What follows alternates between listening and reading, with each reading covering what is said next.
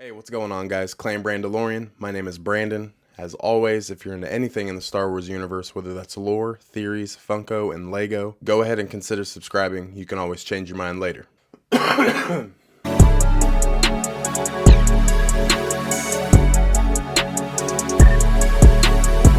It's been over a week since I've posted. I had influenza B.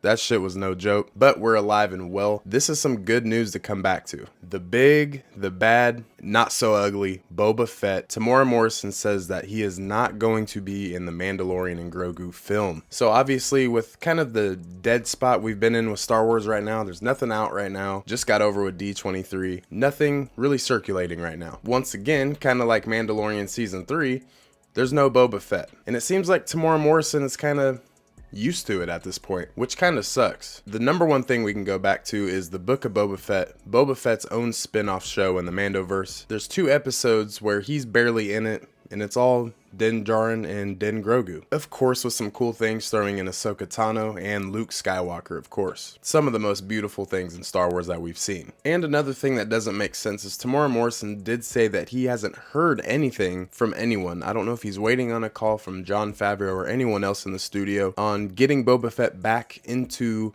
the story, which for sure he will be in the Filoni Endgame film. There's just no way he's not in that. Unless, you know, he's like in the Skeleton Crew, Ahsoka Season 2, or maybe he's actually in the Mandalorian and Grogu movie and he meets his demise or has to go off and do something else. I don't know, but there's no chance that he's not in the Filoni Endgame film. And just on top of all of that, Temuera Morrison did state that he hasn't heard anything of Book of Boba Fett Season 2 even. Which you think maybe Rick Rodriguez could at least get something going, maybe just even thoughts or talks of maybe making that possible, but I'm not too sure. I think the way the Book of Boba Fett ended is it showed this part of Boba Fett's time where he's, a crime boss, he's kind of running things, but he wants to rule with respect. That was the main emphasis of Season 1. But the way it ends, we see how Boba Fett tells Fennec Shand that just isn't for him. And they kind of look at Chrysanthemum, and Chrysanthemum's kind of just like...